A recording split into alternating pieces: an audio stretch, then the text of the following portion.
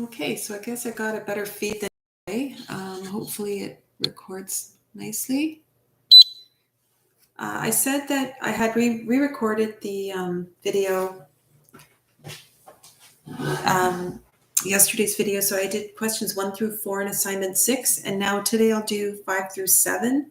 I'm going over every single homework question, something I probably wouldn't normally do in a regular class setting, but I know that people are probably struggling a little bit with the technology issues at home.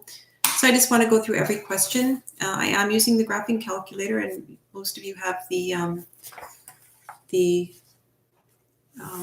virtual calculator, I think, or you're using your phone. So I wouldn't mind hearing how you're doing with that. If you want to drop me a line at some point, or you can pop in on the live chat. Number 5. Now, I said yesterday, this whole unit is studying linear equations, just straight line equations. And the straight line equations, our ultimate goal is to get an equation. If the question gives you the equation, the work is basically 80% done for you, to be honest. So if you're given the equation, that's great. It's an easier type of question. If you're not given the equation, you have to develop the equation, and that comes from a table of values. Okay, so once again, there's only 2 types of linear equation questions in these application. Given the equation, or you have to make the equation up. So number 5 starts quite nicely. They give us the equation. So again, like I said, 80% of our work is done. So as soon as I see that equation, that's when I'm going to enter into my y equals screen. And remember that we enter into the calculator, enter as, because our calculator doesn't have L's and B's. It's just going to recognize X's and Y's, and those are the only buttons we have on our calculator. So this is what we enter into our y equals screen, 2.4x minus 7.9. Unfortunately, they want another sketch. It's always a little more difficult to do the sketch. So when I do the sketch, I'm just doing like a sketch is a sketch. It's not really there's 2 words, graphing and sketching, or again, when it actually asks you to graph the situation, that's a little more precise. This just says a sketch. So this is, I don't have a y and an x axis. I'm going to have an L and a b axis. Okay, and I know that this is another quadrant 1 because they're talking about the length of bones. So b is the length of the humerus bone. So this is length of humerus. I don't know my biology that well. So you can look that up in Wikipedia if you want to know. And then L is the bison's front limb length. Okay, so that's the front limb length. And that's also in centimeters. So they've got a picture of the dinosaur. I really don't know which one is the humerus. And I'm assuming this is the front limb, like if that was an arm. Sketch a graph of the equation. So when I look at the graph, I see that the y-intercept is negative 7.9. So even though this is a quadrant 1 graph, my y-intercept is going to be negative. So I guess I'm going to have to sketch that down here. Sorry about that, guys. This is 0. This is still a quadrant 1 graph, right? It's just that the y-intercept is negative. And then it's a positive, so it's going to be moving upward. Okay. So I really don't know how that's going to play. I'm just going to leave my settings because I need a negative y-intercept. I'll just leave it. I don't really need that. This negative value is really not part of the equation as such that I'll need. So again, turn your calculator on, do a clear out. Second plus 7, number 1, number 2. Okay. I think I'm just going to enter this into my y equals 2.4x minus 7.9. These numbers look relatively small, so I'm just going to press graph and just see what happens. And sure enough, I do see it. This is still a quadrant 1 graph, even though my y-intercept is negative. It's a quadrant 1 graph because we're talking about lengths of limbs, so I don't need a negative length of limb. So I think I still am going to change my windows. I think if I just change my windows, like if I just use if I just use quadrant 1, I still see a nice graph here, right? So that's what I'm going to do. Always show your windows. That's part of showing your work. X min, X max, Y min, Y max. So zeros and zeros, because I really don't need this part. And then I think I'm just going to leave it as 10 and 10. Let's see if that works for us. Now we might have to change our windows later on if I read the question, but just to get us started. Okay, perfect. So I don't need my y-intercept to graph. So this time I'm going to use an x-intercept and then one other point on the graph, right? So let's find the x-intercept because the y-intercept is not part of my sketch. Remember I put a y2 as 0 and then I go second trace number 5. Answer the 3 questions. So let's see, my x-intercept is 3.29. Okay, and then I'm going to pick another point on the table. So let's see.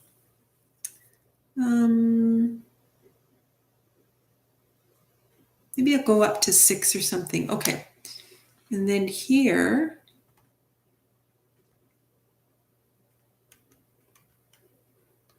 I'm just sort of looking for numbers. So I might go up to 15. So I think I'm just going to go 1, 2, 3, 4, 5. I'm looking at the tables to give me some guidance. Okay, 1, 2, 3, 4, 5. And I think I'm going to go up by 5s. 5, 10, 15 centimeters. All right, so sorry. Once again, let's try that x-intercept. I have my y2, second trace number 5. So my y-intercept or x-intercept was 3.29. So I'm just going to indicate that here. So that's the point. I'm just going to move down here. X-intercept, 3.29, comma 0. That's my first point. And then my second point, I can use either the trace button, right? I think the table's a little easier. So just second and graph and you get the table. I'm going to try 5, comma 4.1 as my second point. So 5, comma about 4, about right here. So this point is 5, comma 4.1. Again, you always need to have the coordinates of 2 points when you're drawing a graph. There, so that's what the graph looks like. So I sketched the graph. Determine the front limb length to the nearest centimeter for each bison. The humerus bone length of 40.2. Okay, well that's an X value, right? Okay, so I'm gonna have to change my windows. Let's see, humerus bone length 40.2, 32.6. Okay, I'm definitely gonna have to change my windows. I'm gonna change it to a 50.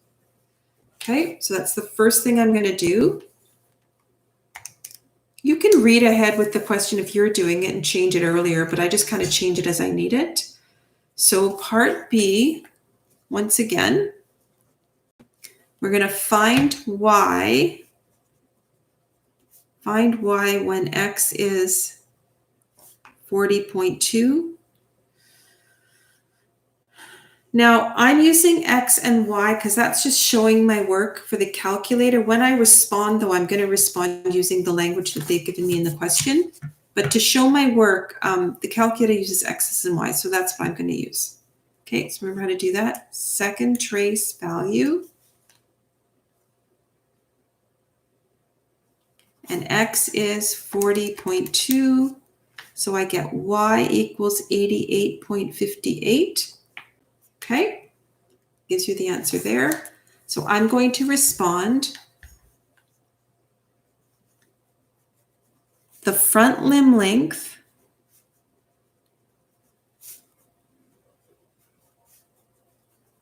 is 88.58 centimeters when the humerus is 40.2 centimeters. And then it says, determine the length of a modern bison. So this was the extinct bison. The modern bison, if the humerus bone was 36.2. Okay. So the front limb length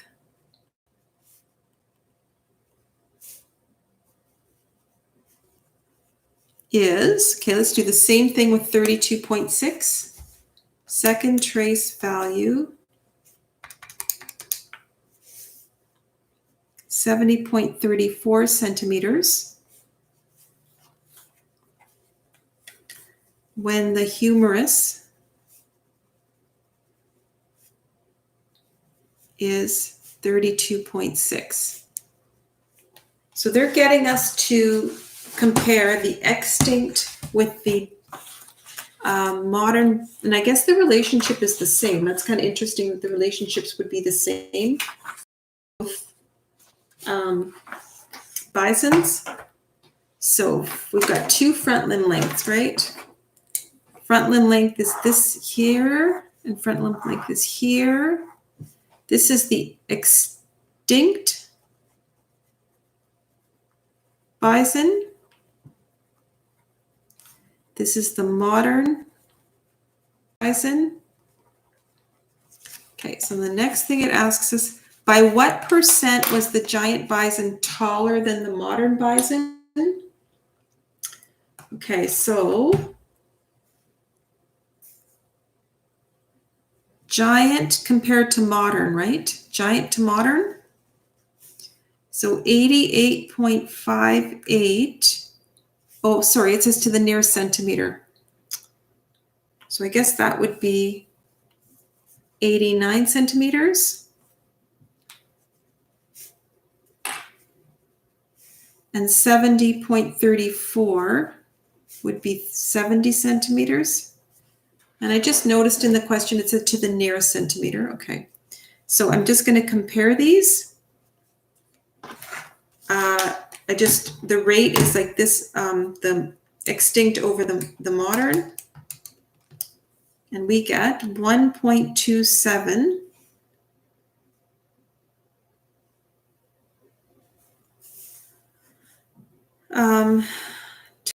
Large. And if I convert that to a percentage, 1.27 times 100 equals 127 percent. So the extinct bison was 27% larger than the modern bison. Okay, sorry. That was a lot of trivial work at the end, I think. Not really crucial to the question, so a lot of trivial work. So that was number 5. Kind of interesting, I suppose, and it was sort of a real life application. I guess considering the bison is our provincial animal as well, a symbol of our province. Right, let's move on to number 6. Number 6, I can see number 6 and 7 are both, I'm just going to move this out of the way. Number 6 and 7 are both tables, right? And I actually might get you to, I might not do all of number 7. I might start you off in number 7 and encourage you to kind of try that on your own. So this is a tougher type of question because they don't give me the, again, they don't give me the equation right away. Like they gave us the equation nicely in number 5. Number 6, they don't. Soon Young is driving to Calgary. Her distance from Calgary over the number of hours that she's been driving is shown in the table below. Create the scatter plot, determine the equation. Okay, X and Y, right? Sketch the scatter plot formed by these points. All right, so they just want me to represent this data. Okay, so that, at least I know where to start and stop, right? Again, this is a quadrant 1 graph. I only need the first quadrant. So this is my X, this is my Y. They don't tell me to use anything other than X and Y, so it's nice to use X and Y because it matches the graphing calculator. The X-axis is time in hours. The Y-axis is distance in kilometers. These are what is referred to as labels. And now I need a scale, right? So let's see. They just want me to graph 0 to 7. So let's see if I can do this. 1, 2, 3, 4, 5, 6, 7. Graph a little more. 1, 2, 3, 4, 5, 6, 7, 8. Okay, and then now I want, let's see, it's smaller. So we want like to go up to 1200.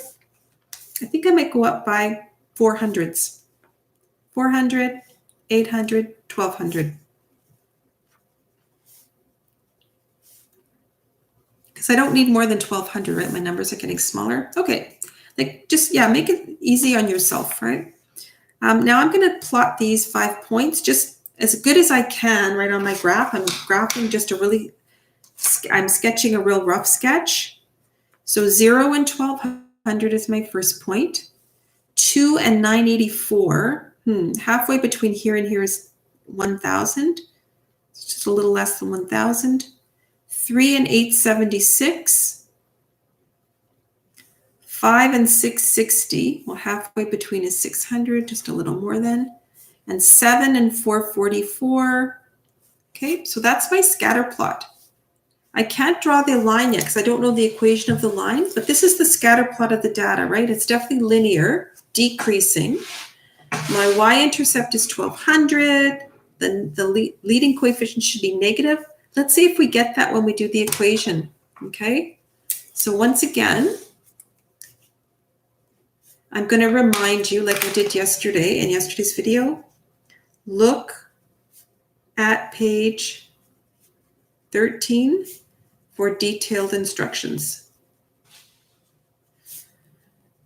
I've already gone over these instructions a few times and they're printed in your book, so you should know how to do these by now, like relatively efficiently. So the first thing I do, I cleared my calculator out for my last question. I'm going to enter the data in. So stat, edit, and I'm just entering my table of values in, right? 0, 2, 3, 5, and 7. Move to the next column. 1200, 984, 876, 660, and 444. Now, I have to set my windows for sure. So let's take a look. I'm just going to move the calculator out of the way for a sec. X min, X max, min, Y max. Quadrant 1 graph, so zeros for my minimum values. I don't know, I'm just going to leave it at 10 for now. I can change that later if I need to. I guess looking 7, used in the question, they use 7 hours, so that fits into 10. And this graph is getting smaller, so I think I'll start with 1400. Okay. The one nice thing about tables is you know what your windows should be. Leaving that as 10, 0, 1400.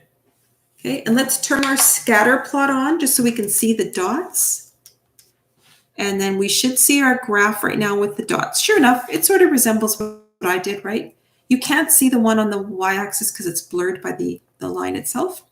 All right, so this is just the scatter plot. It doesn't give us any other information other than those 5 dots, but I need to create the line going through the scatter plot in order to answer the next set of questions. So we do that. We go back to stat. We're finished with edit, so we move to calc. And we know it's linear, so I'm going to choose option 4. As soon as you get this, hopefully your muscle memory kicks in and you cursor down to store reg. This is where I create the line, right? Once I get that term y1 in here, that I know I've pasted all the information into my y equals screen. So vars, y vars, enter, enter, enter. See the y1 appeared? That means my data is in y1. And there's my equation. So y equals A is negative 108x plus 1200. So that exactly fits what I hope you thought it would be, right? Y-intercept of 1200, negative leading coefficient, perfect. Now also, if you look at the graph, you can see the line is going through the points now. That means there's something in the y equals screen, which is what you did with that cut and paste thing in the Y bars menu. Okay, now I can answer any other question they throw at me because I have the line going through my data. Okay, so now what else are they going to ask me? Let's see what else they have. How far is she after driving 7 hours? Okay, well, that's an X value. So I go second trace value. And I want X to be 7. I mean, we already know what the answer is 444, right? Because that's one of our numbers that appears on the chart. But let's get the calculator answer for us. Second trace value, 7, 444. So Y equals 444. That was easy. I could have just picked that up from the table. She has traveled 444 kilometers in 7 hours. Okay, I hope it's still clear. Okay, let's see. I'm just going to move my booklet out. You can look at your own booklet for the questions. Hopefully, you still have that in front of you. How long has she traveled? How long has she been driving if she's a distance of 175? All right, well, that's asking me, that's giving me a Y value and asking me for X. So Y2 is 175. Then I'm going to use second trace intersect, option number 5. And then it's just enter, enter, enter. Okay, so these take a little more effort, right? If you're kind of working backwards and finding the X. So go into your Y equals menu again. Under Y2, you're going to put your Y value, 175. Second trace, number 5. And I just see it if I didn't see it in my screen, I might have to adjust my windows and then answer your questions. Yes, yes, yes. So let's see. X equals 9.49 when Y is 175. So that means, remember, X is your number of hours. She's been traveling for 9.49 hours. If she's traveled 170 kilometers. And then finally, part E to this question. How far is she from Calgary after driving 20 hours? Why is this answer strange? Well, let's see. I think I might have to adjust my windows, right? Remember our windows were X max, so let's change it to 25 now because I'm asked to do a second trace value X equals 20. And if I entered it into my calculator now, my windows aren't big enough. So let's change our windows and let's change it to 25. Okay, let's see what happens now. This is still my Y2, but that's okay.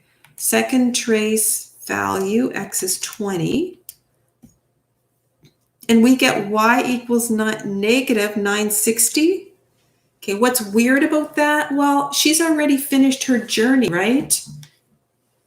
We're not going to have a negative answer because we were just tracking her distance to Calgary. So she would have already arrived in Calgary.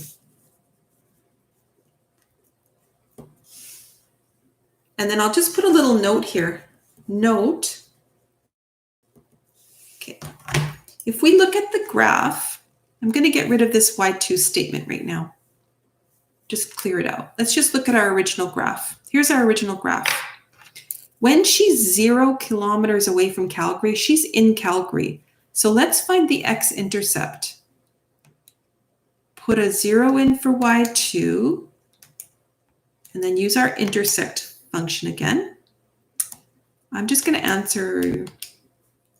So the x-intercept is 11.11. Okay, let's draw that on our graph actually. This is 10, right? And this would be 11. So that means if I actually connected my dots, I mean, they didn't ask me to do that. They just asked me to graph the scatter plot. But this is what the line would look like, right?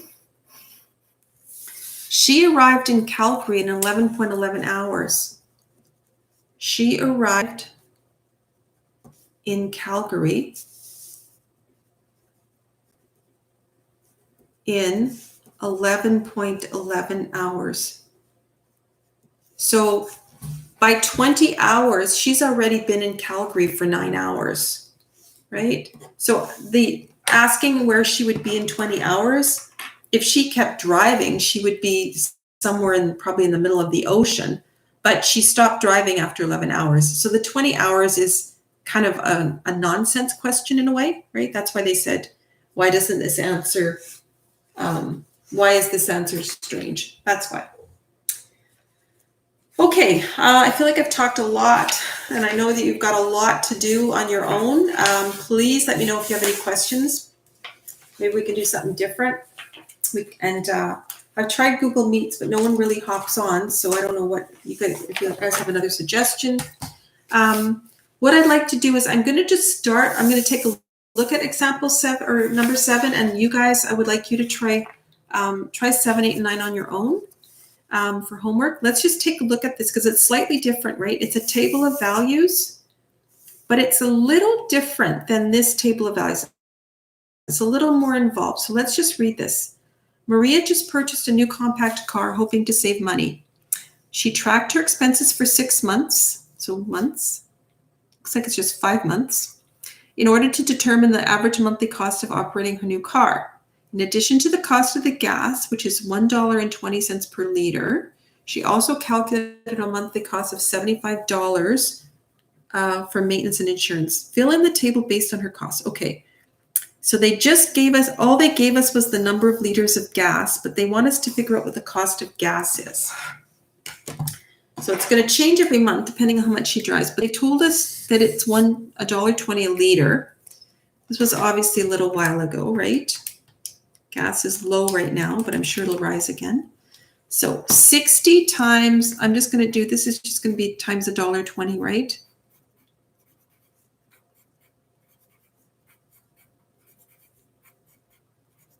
So that'll give me this column. So 60 times $1.20, 72, 84, 78, 60, 54. Now let's see. It also says the total monthly cost. Well, she also calculated a monthly cost of $75. So the total monthly cost is just going to be, I guess, add a 75 to each of these, right?